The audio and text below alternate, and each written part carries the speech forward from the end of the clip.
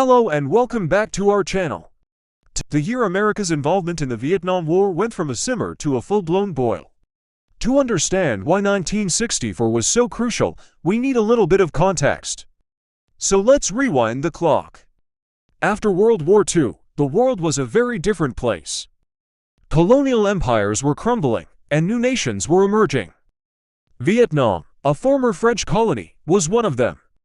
Following a long and brutal war for independence, Vietnam was divided in 1954. In the north, you had a communist government led by the charismatic revolutionary Ho Chi Minh. In the south, you had an anti-communist government, which was heavily backed by the United States. Why was the U.S. so invested in this small Southeast Asian nation? It all came down to the Cold War and two key ideas: the containment policy and the domino theory. The thinking in Washington was simple, but powerful. If South Vietnam fell to communism, it wouldn't stop there.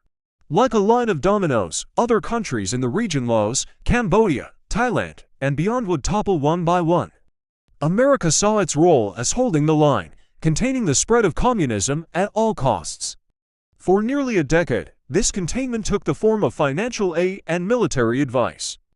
American advisors were on the ground in South Vietnam, training and equipping the South Vietnamese army, but they weren't officially there to fight. The conflict was, for the most part, a civil war between the North and the South, with the U.S. playing a supporting role. But in 1964, everything changed. The single most important event of 1964, the one that served as the catalyst for full-scale war, was the Gulf of Tonkin incident. It's a name you probably heard, but the details are what really matter. The Gulf of Tonkin is a body of water off the coast of North Vietnam. In the summer of 1964, the U.S. Navy was conducting electronic espionage missions there. These were known as De Soto patrols. At the same time, South Vietnamese forces, with U.S. support, were carrying out covert raids on the North Vietnamese coast. So, tensions were already incredibly high. On August 2, 1964, the U.S.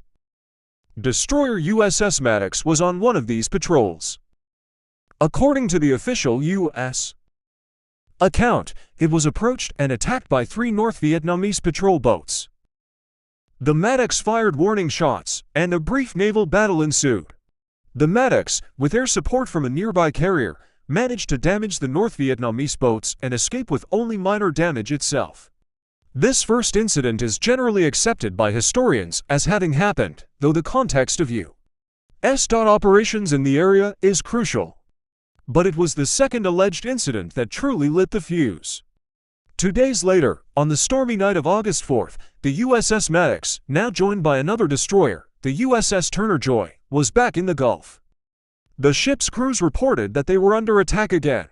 For hours, the 2 destroyers maneuvered wildly, firing at unseen targets in the dark, chaotic seas.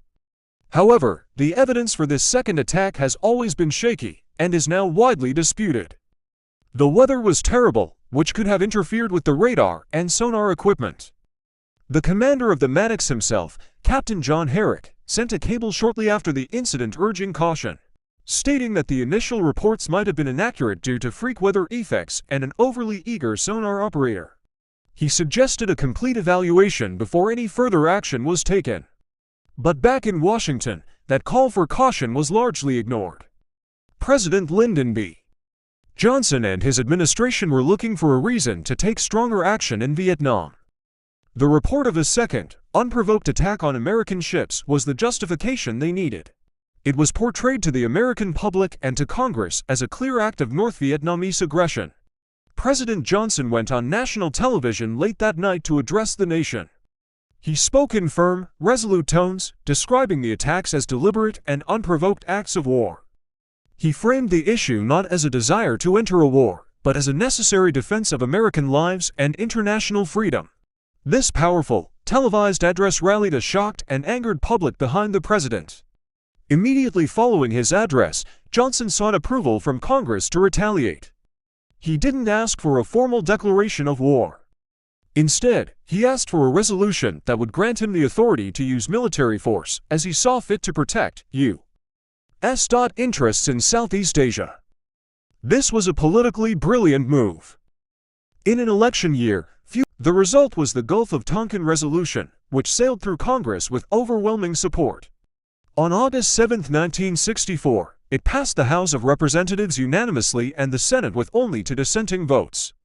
This resolution was not a declaration of war, but in effect, it gave President Johnson a blank check to conduct military operations in Vietnam without further congressional approval. It was the legal foundation upon which the entire American war in Vietnam was built. The passage of this resolution marked the definitive turning point. The United States was no longer just an advisor. It was on a path to becoming a direct combatant. The rules of engagement had fundamentally changed.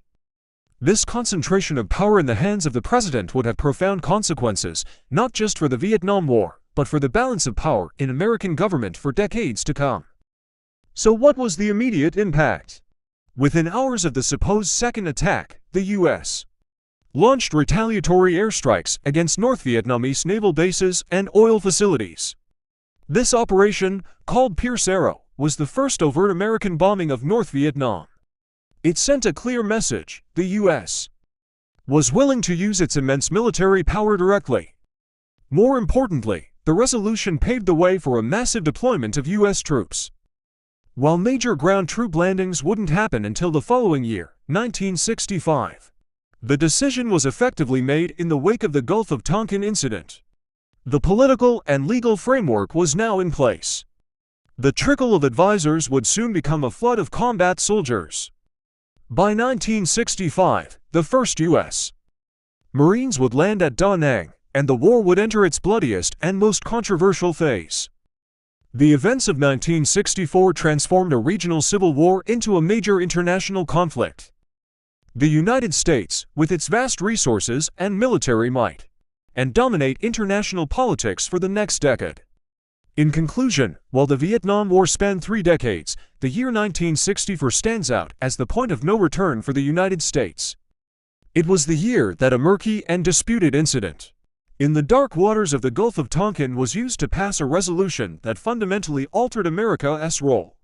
The shift from advising to direct combat, the granting of broad war powers to the president, and the subsequent internationalization of the conflict can all be traced back to the fateful events of that year.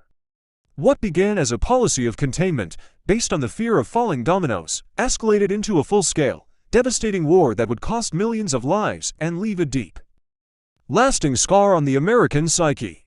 Understanding 1964 is essential to understanding the entire tragedy of the Vietnam War. Thank you so much for watching.